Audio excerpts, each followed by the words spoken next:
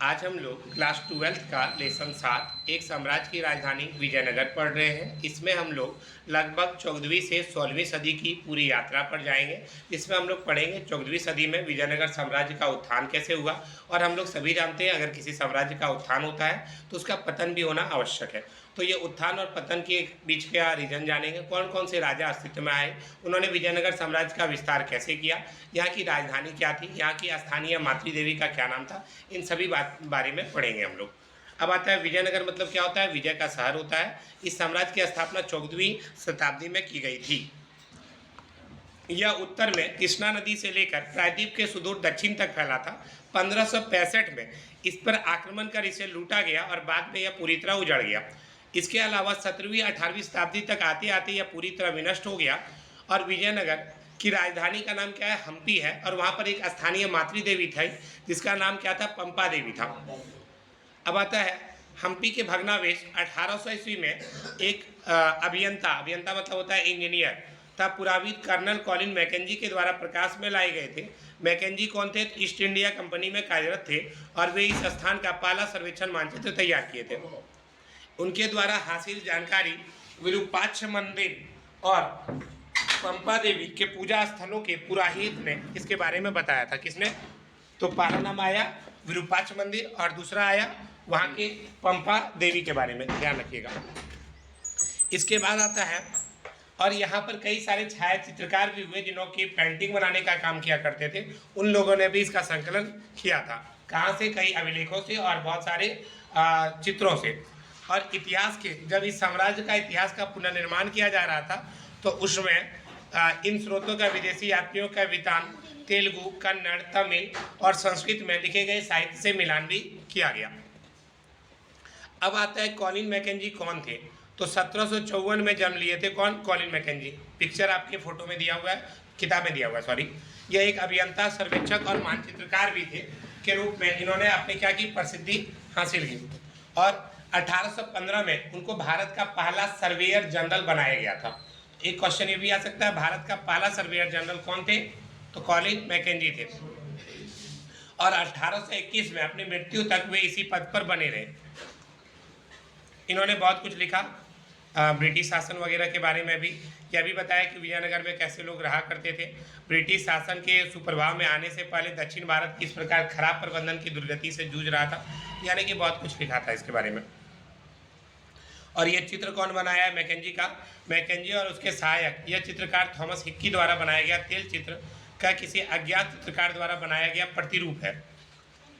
तो यह किसके द्वारा बनाया गया? थॉमस हिक्की द्वारा बनाया गया तेल चित्र का ही क्या है? प्रतिरूप है।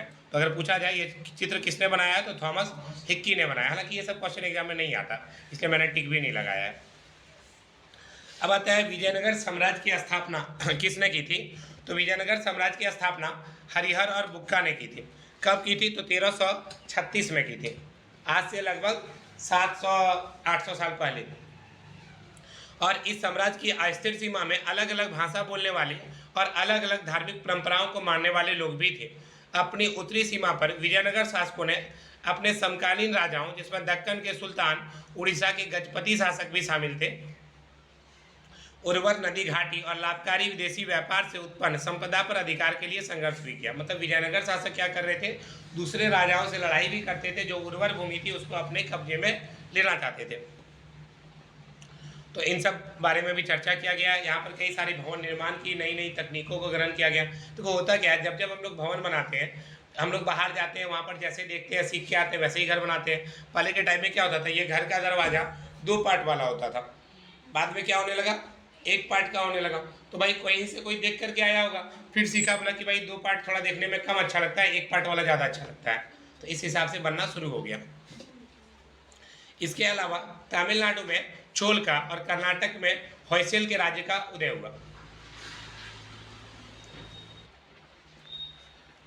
अब आता है कर्नाटक साम्राज्य, जहां इतिहासकार विजयनगर साम्राज्य शब्द का प्रयोग करते हैं। समकालीन लोगों ने उसे कर्नाटक साम्राज्य की संज्ञा दी। मतलब विजयनगर कहाँ पे स्थापित है? तो ये आपका कर्नाटक में स्थापित है, यह स्थापित था कहेंगे। आगे बढ़ते हैं। अब देखिए, एक मंदिर की चर्चा है। तंजावुर में बृहदेश्वर का मंदिर है। तंजावुर में बृहदेश्वर मंदिर का गोपुरम अथवा प्रवेश द्वार को इसमें दिखाया गया है। क्वेश्चन के रूप में ऐसे आ सकता है कि बृहदेश्वर मंदिर कहाँ स्थित है, तो तंजावुर में स्थित है। अब आता है, बहुत सारे क्षेत्र के शासक वर्गों ने विशाल मंदिर जैसे तंजावुर के बृहदेश्वर मंदिर, बेलूर का चनकेश्वर मंदिर को संरक्षण प्रदान किया था। अच्छा, ये लोग संरक्षण क्यों प्रदान करते थे? मंदिरों को क्या फायदा मिलता था संरक्षण प्रदान करके? देखो, किसी भी गांव या साम्राज्य की प्रसिद्धि वहां के मंदिर या मस्जिद के ऊपर निर्भर करती है। तो जितना बड़ा मंदिर होगा, जितने विशालकाय मंदिर होगा, वहां पर बहुत सारे श्रद्धालु आएंगे, उस देश या राज्य की का इनकम क्या होगा, बढ़ जाएगा, इसीलिए ऐसा होता। तो वही चीज कहा जा रहा है, शासक वर्ग ने विशाल मंदिर जैसे तंजावुर का बृहदेश्वर मंदिर, बेलूर का चनकेश्वर मंदिर को संरक्षण प्रदान किया। विजयनगर के शासक अपने आप को राय कहते थे। आप लोग भी अभी बहुत कोई भुवियार वगैरह में अपने नाम के पीछे में राय लगाते हैं ना, तो ये सब पुराना टाइम से चला आ रहा है। विजयनगर के शासक भी क्या करते थे, अपने नाम के पीछे में राय लगाया करते थे।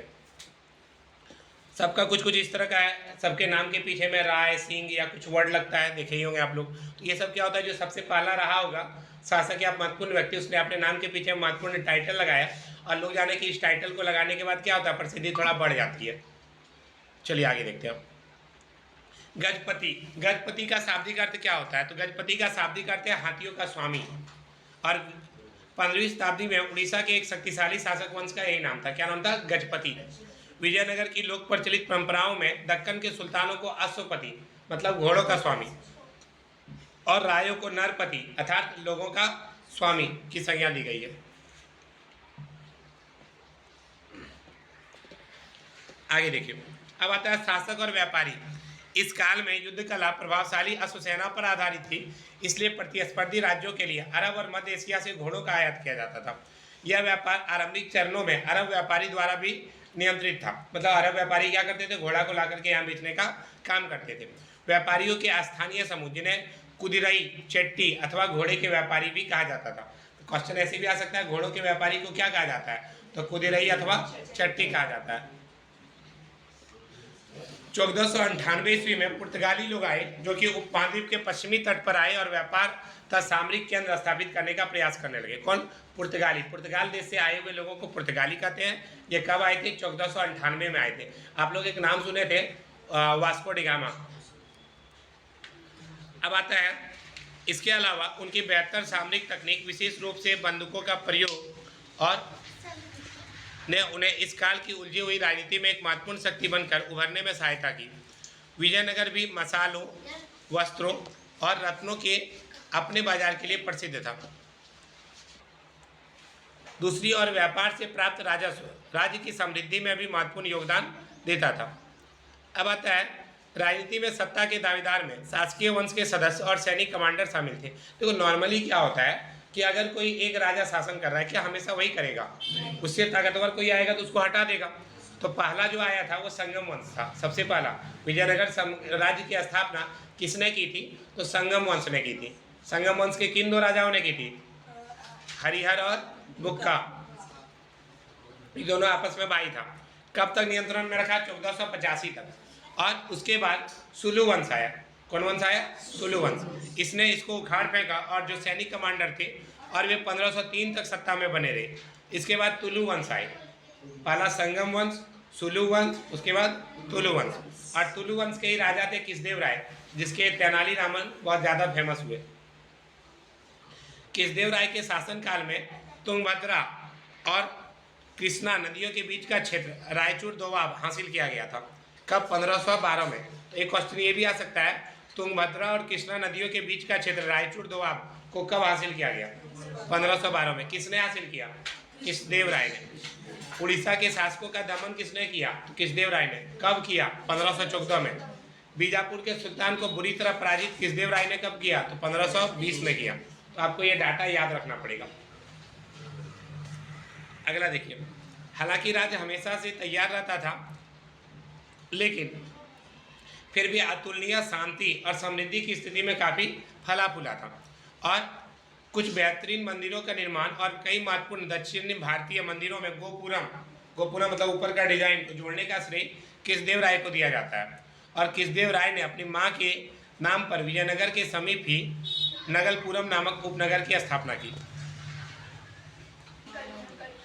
विजयनगर के संदर्भ में सबसे विस्तृत विवरण कृष्णदेव राय या उसके तुरंत बाद के कालों से प्राप्त होते हैं। कृष्णदेव राय की मृत्यु के पश्चात 1529 में राजकीय ढांचे में तनाव उत्पन्न होना शुरू हो गया। उसके उत्तराधिकारियों को विद्रोही नायकों या सेनापतियों का चुनौती का सामना करना पड़ा। मतलब कि जो राजा के सेनापति थे वही लोग राजा के खिलाफ विद्रोह करने लगे। जब राजा कृष्णदेव राय की मृत्यु हो गई तब। अब 1542 आते आते केंद्र पर नियंत्रण एक अन्य राजकीय वंश अराविदु के हाथ में चला गया, जो 17वीं शताब्दी के अंत तक सत्ता पर काबिज रहे। तो एक क्वेश्चन ये भी आएगा, विजयनगर साम्राज्य पर कितने वंशों ने शासन किया? 4 वंशों ने। पहला संगम वंश, सुलु वंश, तुलु वंश और अराविदु वंश। संगम, सुलु, तुलु, अराविदु। पहले की तरह इस काल में भी विजयनगर शासक और इसके साथ ही दक्कन सल्तनतों के शासकों के सामरिक महत्वाकांक्षाओं का भी पता चलता है और अंततः यह स्थिति विजयनगर के विरुद्ध दक्कन सल्तनतों के बीच मैत्री समझौते के रूप में परिणत हो गई। 1565 में विजयनगर की सेना प्रधानमंत्री रामराय के नेतृत्व में जो युद्ध लड़ी उसको राक्षसी तांगड़ी युद्ध के नाम से जाना जाता है, या फिर इसे तालीकोटा का युद्ध भी कहा जाता है। और इसमें क्या हुआ, इस युद्ध में बीजापुर, अहमद और गोलकुंडा की संयुक्त सेनाओं द्वारा उसे करारी क्रस्त मिली थी। किसको? प्रधानमंत्री रामराय को। तो इसमें 2-3 क्वेश्चन बन जाएगा। पहला बन जाएगा राक्षसी तांगड़ी का युद्ध कब हुआ? 1565 में। इसे किस युद्ध के नाम से जाना जाता है? तालीकोटा के नाम से जाना जाता है। इसमें किन 3 राज्यों की संयुक्त सेना विजयनगर की सेना पर आक्रमण की थी? तो 3 राज्य बीजापुर, अहमदनगर और गोलकुंडा। विजयी सेनाओं ने विजयनगर शहर पर धावा बोलकर उसे लूटा। कुछ ही वर्षों के भीतर यह शहर क्या हुआ? पूरी तरह से नष्ट हो गया। अब साम्राज्य का केंद्र पूर्व की ओर स्थानांतरित हो गया, जहां अराविदु राजवंश ने पेनुकुंडा से और बाद में चंद्रगिरी, तिरुपति के समीप से शासन किया। अब देखिए यहाँ पर एक दिया हुआ है, विजयनगर के सबसे प्रसिद्ध शासक कृष्णदेव राय शासनकाल 1509 से 1529 20 साल शासन किए थे। और इसने शासनकाल के विषय में अमुक्त मल्यद नामक तेलुगु भाषा में एक कीर्ति लिखी थी। ये छूट गया टिक लगाना, कि अगर पूछा जाए कृष्णदेव राय ने क्या लिखा था तो शासन कला के विषय में अमुक्त मल्यद नामक तेलुगु विषय भाषा में एक कीर्ति लिखी थी। ये ध्यान रखिएगा। और व्यापारी के विषय में उसने लिखा था, राजा को अपने बंदरगाह को सुधारना चाहिए, उसे प्रोत्साहित करना चाहिए कि ज़्यादा से ज़्यादा व्यापार हो। ज़्यादा से ज़्यादा व्यापार होने से क्या होगा? लोगों का इनकम बढ़ेगा, राजा की आय भी बढ़ेगी। सिंपल सा भाषा बोले, अभी हम ज़्यादा पैसा कमा रहे हैं तभी तो हम ज़्यादा खर्चा कर रहे हैं। ज़्यादा खर्चा कर रहे हैं तो जो भी सामान खरीदते होंगे सरकार को टैक्स देते होंगे कि नहीं? देते हैं। ऐसे नहीं देते, वो कलमों खरीदते हैं ना तो टैक्स देते हैं हम। ठीक है, ये सब पढ़ने की चीज़ें हैं, पढ़ लीजिएगा आप लोग।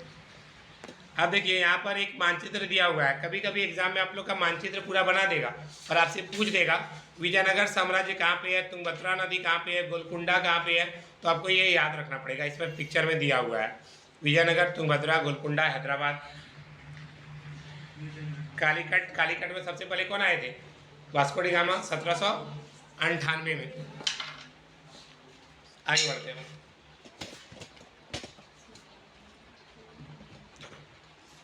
अब आता है, हालांकि विजयनगर शहर के विध्वंस के लिए सुल्तान की सेनाएं उत्तरदायी थी, फिर भी सुल्तानों और रायों के बीच संबंध धार्मिक होने पर हमेशा या अपरिहार्य रूप से शत्रुतापूर्ण नहीं रहते थे। देखो एक कहावत है, जो अब 2 आदमी ताकतवर रहे ना तो उन दोनों में लड़ाई नहीं होता है। दोनों को पता है कि हम उसको चाहेंगे तो मार सकते हैं, वो भी जानता है अगर हम उसको मारेंगे तो वो भी हमको मार देगा। तो ऐसी स्थिति में लड़ाई नहीं होता है। तो वही चीज़ कहा जा रहा है। उदाहरण के लिए कृष्णदेव राय ने सल्तनतों में सत्ता के कई दावेदारों का समर्थन किया। यवन राज्य की स्थापना करने वाला विरुद्ध धारण करके गौरव महसूस किया। इसी प्रकार बीजापुर के सुल्तान ने कृष्णदेव राय की मृत्यु के पश्चात विजयनगर में उत्तराधिकार के विवाद को सुलझाने के लिए हस्तक्षेप भी किया था। तो और दोनों ही सल्तनत एक दूसरे के स्थायित्व को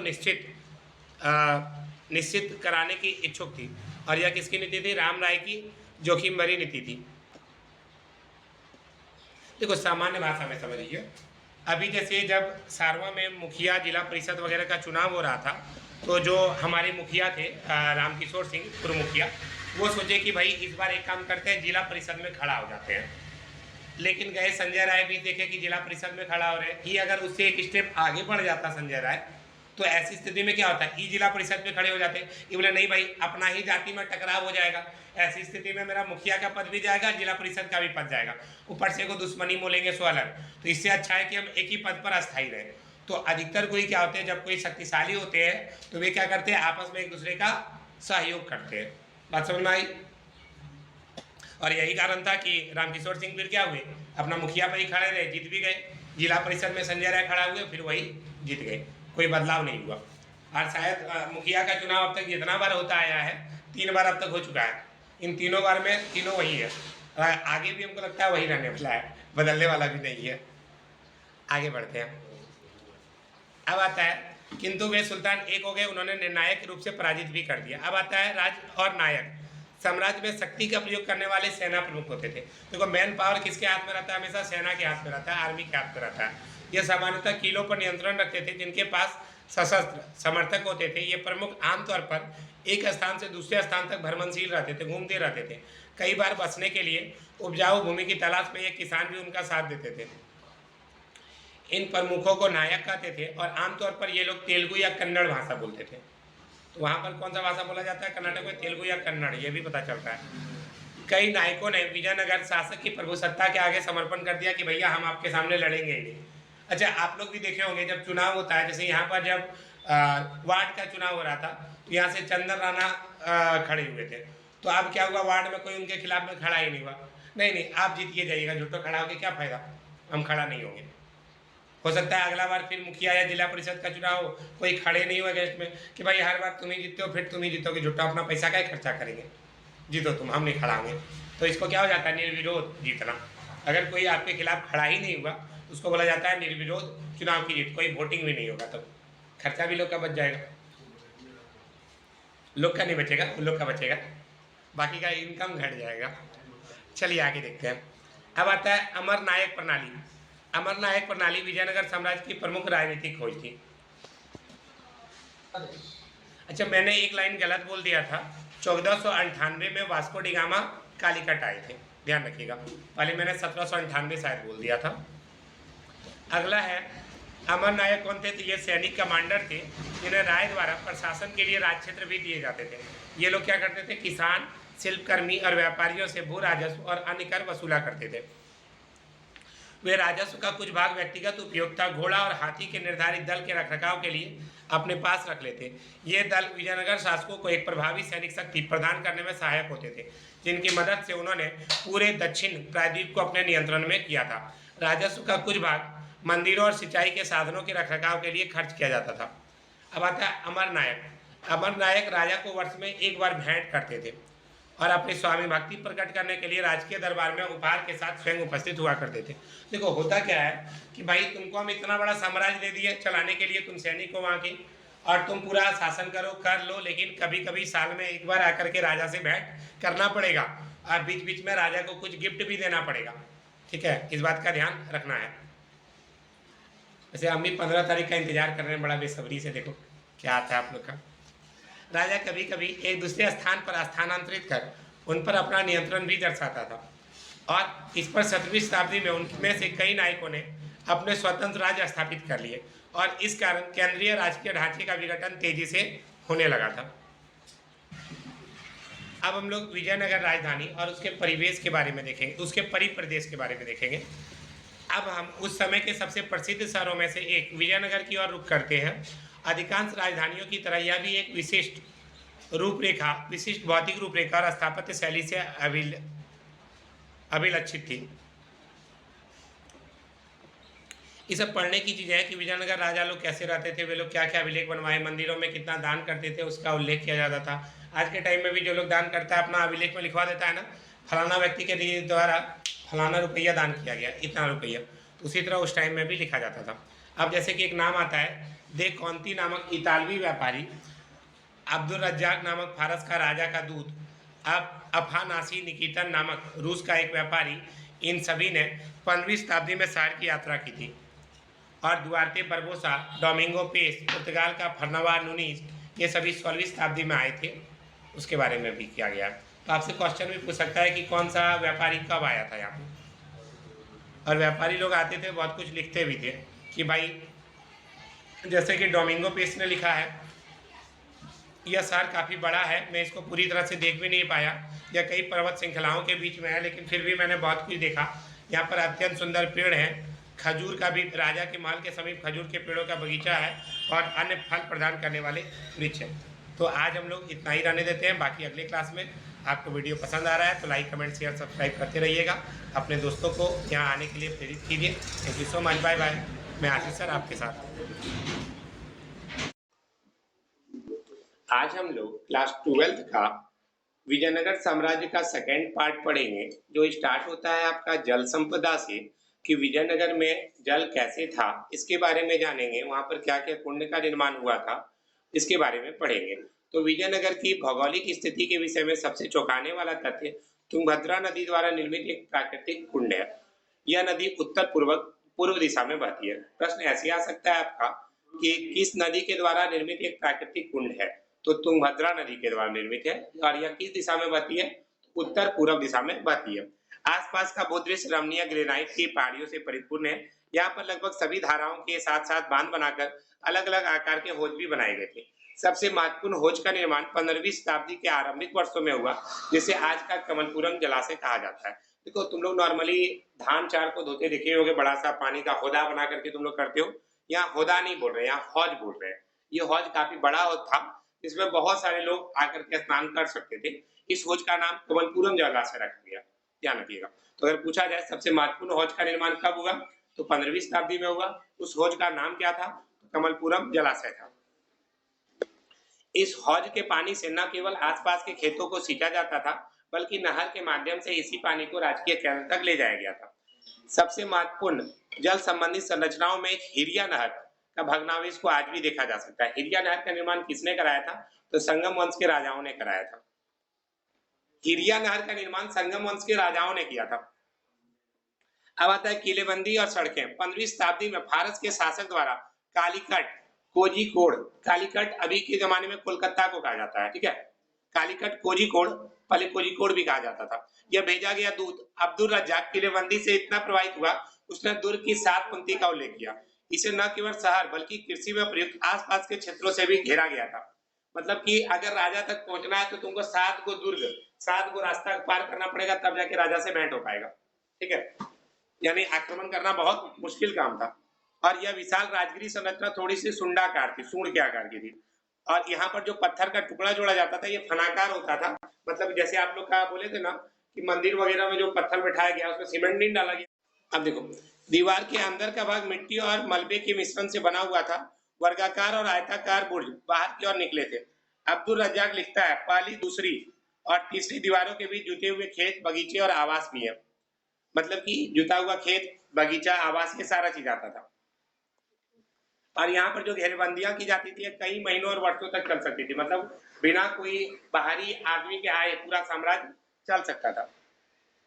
इसके अलावा किलेबंद बस्ती में जाने के लिए बने प्रवेश द्वार पर बने मेहराब और साथ ही द्वार के ऊपर बनी गुंबद ये बताती थी कि भाई इसमें कई सारे स्थापत्य शैलियों को मिला हुआ मिश्रण है। सिंपल भाषा में बोले, पहले के टाइम में घर में एक पल्ला वाला दरवाजा हुआ करता था क्या, 2 पल्ला वाला। तो ये कहीं से हम लोग सीख के आए होंगे कि भैया एक पल्ला वाला दरवाजा थोड़ा देखने में बढ़िया लगता है, इसलिए एक पल्ला वाला दरवाजा डाल देते हैं। कहीं से देखे होंगे। तो उसी तरह क्या हुआ, बहुत सारा बदलाव हुआ होगा, अलग अलग जगह से संस्कृतियां आई और मिश्रित हुई। अब आता है शहरी केंद्र की ओर जाने वाली सड़कों पर चले तो सामान्य लोगों के आवासों के अपेक्षाकृत कम पुरातात्विक साक्ष्य, इस बारे में बात किया गया। इसके अलावा शहरी केंद्र का उत्तर पूर्वी कोना भी इसमें शामिल है। इसके अलावा यह मुस्लिम रिहायशी मोहल्ला भी था। यहाँ स्थित मकबरा और मस्जिद के विशिष्ट कार्य भी है। इसका स्थापत्य हम्पी में मिले मंदिरों के मंडपों के स्थापत्य से भी मिलता जुलता है। सामान्य लोगों के आवास जो अब अस्तित्व में नहीं है का 16वीं शताब्दी का पुर्तगाली यात्री बरबोसा कुछ इस प्रकार वर्णन करता है। लोगों के अन्य आवास छप्पर के हैं। लोगों के अन्य आवास किसके हैं, छप्पर के हैं, लेकिन फिर भी ये काफी सुदृढ़ है, मतलब अच्छा है। इसके अलावा जो है मिट्टी का बर्तन वगैरह भी उस टाइम बनाया जाता था। और राजकीय केंद्र में कितने मंदिर सम्मिलित थे, तो 60 से अधिक मंदिर। राजकीय केंद्र में कितने मंदिर थे, 60 से अधिक मंदिर। इसके अलावा एक और हम लोग पढ़े थे महानवमी डिब्बा के बारे में। महानवमी डिब्बा जो है ऊंचा स्थान पर बनाया जाता था। यह 11,000 वर्ग फीट के आधार पर 40 फीट की ऊंचाई तक जाता था। इसमें क्या थी, लकड़ी की बनी संरचना थी। किसमें, महानवमी डिब्बा में। और इसमें पर्व कब मनाया जाता था, सितंबर से अक्टूबर के महीना में। सितंबर अक्टूबर के महीना में कौन सा होता है, दुर्गा पूजा। तो यहाँ पर दुर्गा पूजा होता होगा। तो दशहरा, उत्तर भारत में इसको दशहरा बोलते हैं। उत्तर भारत में क्या बोलते हैं, दशहरा। बंगाल में दुर्गा पूजा। अब प्रायद्वीपीय भारत में नवरात्रि या महानवमी बोला जाता है। इसके अलावा एक कमल महल था, एक था कमलपुरम जलाशय, और एक नाम क्या आ गया, कमल महल। कमल महल जो है इंडो इस्लामिक तकनीक से प्रभावित थी, मतलब इसमें भारत का और इस्लाम का तकनीक दोनों को मिला करके बनाया गया था। अब विजयनगर में क्या होता था, राजा लोग जब कोई पूजा पाठ होता था तो अपने रुतबा, ताकत और अधिराज्य का प्रदर्शन करते थे। अभी आप देखते हैं जब यहाँ पर दुर्गा पूजा होता है, एकदम बादल पतले कितना गाड़ी वाड़ी लेके भी कभी कभी आ जाता है, पूरा दिखाता है कि भाई हम बहुत बड़ा आदमी है, और है भी रियल में भाई, है नहीं ऐसा बात नहीं है। तो राजा लोग उस टाइम क्या करते थे, अपने चीजों को दिखाने का प्रयास करते थे। कुछ किसी नहीं है, डेरी कुछ है, मंत्री है, बड़ा बात है। यहाँ पर बहुत कम फौज लेकर के आता है, बाहर जगह जाता है ना तो पूछो मत, उससे मिलने के लिए भी जो है लोग को टाइम लेकर पड़ेगा तो मिल नहीं पाएगा। यहाँ सार्वक आदमी है के हाँ तब बोला भैया जी क्या हाल चाल करके निकल जाता है। चलो आगे देखो। राजकीय केंद्रों में सबसे सुंदर भवन कौन है, लोटस महल, जिसको कमल महल के नाम से भी जानते हैं। यह नामांकन 19वीं शताब्दी के अंग्रेज यात्रियों ने किया था, क्योंकि ये कमल के जैसे आकृति का था। यहाँ पे राजकीय केंद्र में अत्यंत दर्शनीय को हजार राम मंदिर भी कहा गया है। इसका प्रयोग राजा और उनके परिवार के द्वारा किया जाता था। ये जो महल बनाया गया इसका प्रयोग कौन करते थे, राजा और उसके आदमी लोग। इसके अलावा यहाँ की मातृ देवी कौन थी, पंपा देवी, शुरू में ही बोल दी है। पहाड़ियों में विरूपाक्ष मंदिर, जो राज्य के संरक्षक देवता और शिव के रूप माने जाते हैं, से विवाह के लिए तप किया था। किसने, पंपा देवी ने। किससे शादी करने के लिए, विरूपाक्ष से। सब शिव शादी करेगा रे, पार्वती शिव से शादी की थी यार, अच्छा वाला बात है। बाकी लोग क्या करेगा। तो विरूपाक्ष मंदिर में हर वर्ष यहाँ पर पूजा पाठ वगैरह आयोजित किया जाता है। अच्छा तुम्हारे लिए भी बताइए, चलो ठीक है आगे देखते हैं। नहीं इतना बढ़िया तो तुम लोग देवता नहीं हो कि तुम लोग के लिए जो है कोई तपस्या करे, फायदे हमको सुबह मिल जाए, वो तो संभव नहीं है। इतना बढ़िया इंसान तो नहीं हो।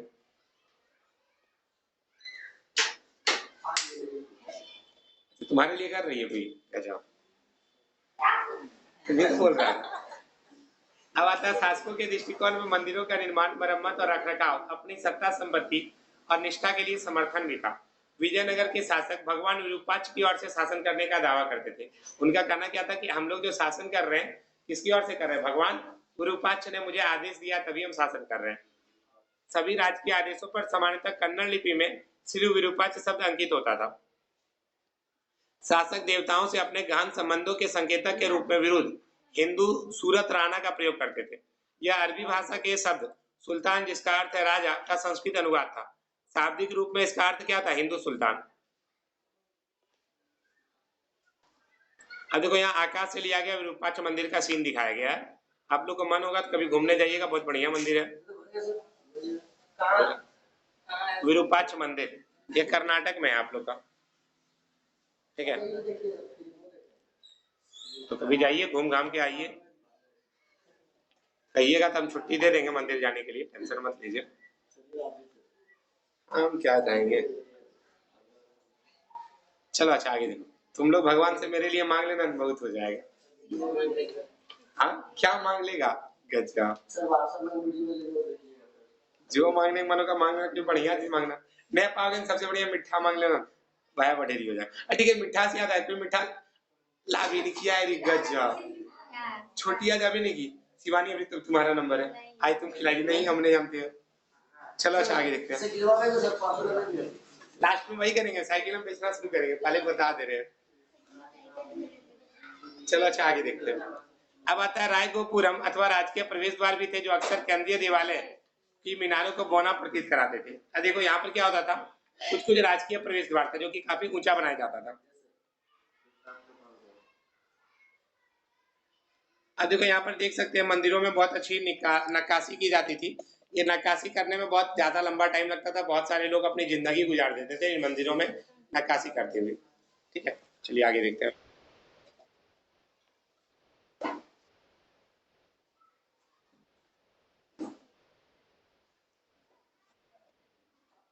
अब आता है विरूपाक्ष मंदिर का निर्माण कई शताब्दियों में हुआ था। सबसे प्राचीन मंदिर 9वीं-10वीं शताब्दी का था। विजयनगर साम्राज्य की स्थापना के बाद इसे कहीं अधिक बड़ा किया गया था।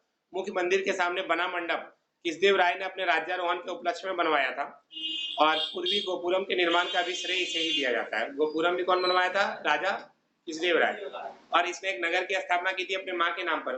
नगर का नाम नगल। अब देखो यहाँ पर एक विट्ठल मंदिर भी था। इसके प्रमुख देवता विट्ठल थे। इसके प्रमुख देवता कौन थे? विट्ठल, जो सामान्यतः महाराष्ट्र में पूजे जाने वाले विष्णु का एक अवतार माने जाते हैं। ठीक है, अब देखो क्या बोले, हाँ बहुत टाइम लगा होगा। और ये सब मंदिर के आसपास में व्यापारी लोग दुकान लगाते होंगे, काहे? पैसा कमाने के लिए, नॉर्मल सा बात है। 1976 में हम्पी को राष्ट्रीय महत्व के स्थल के रूप में मान्यता भी मिली थी। इसके अलावा इसको बांटा भी गया था अलग अलग भाग में। यहाँ पर देख सकते हैं ABCD वगैरह नाम से बांट दिया गया है। ये सब पढ़ने की चीजें आप लोग खुद से पढ़िएगा। जो महत्वपूर्ण बातें हैं मैं बस उन बातों पर चर्चा कर रहा हूँ। अब देखो बाजार का वर्णन देता है पेश।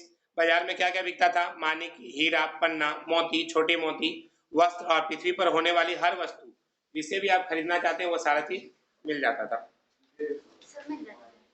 हाँ भाई, चांदनी चौक चल जाइए ना अभी भी दिल्ली का, आप सुई से लेकर के हाथी तक जो खोजिएगा सब मिल जाएगा। जो जो सामान गायब हो गया है ना, जो मार्केट में नहीं बिकता है, वो चांदनी चौक पे आपको मिल जाएगा। नहीं, दिल्ली का चांदनी चौक हम बोल रहे हैं, दिल्ली का चांदनी चौक।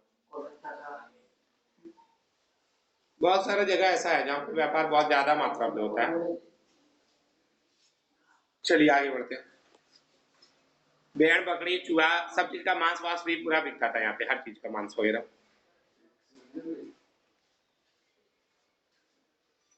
अब देखिए चैप्टर कंप्लीट हो जा रहा है, लास्ट में आता है दिल्ली सल्तनत की स्थापना कब हुई है? 1206 में हुई है। विजयनगर साम्राज्य की स्थापना 1336 में हुई। बहमनी राज्य की स्थापना 1347 में हुई। उड़ीसा के गजपति राज्य की स्थापना 1435 में हुई। पुर्तगालियों ने गोवा पर विजय 1510 में प्राप्त किया। बहमनी राज्य का विनाश और गोलकुंडा की सल्तनत का उदय 1518। बाबर द्वारा मुगल साम्राज्य की स्थापना 1526 और हम्पी को यूनेस्को द्वारा विश्व पुरातत्व स्थल घोषित किया गया 1986 में। तो ये चैप्टर कंप्लीट हो जाता है। अब इसका ऑब्जेक्टिव सब्जेक्टिव क्वेश्चन पे जाएंगे हम लोग। ये वीडियो में इतना ही।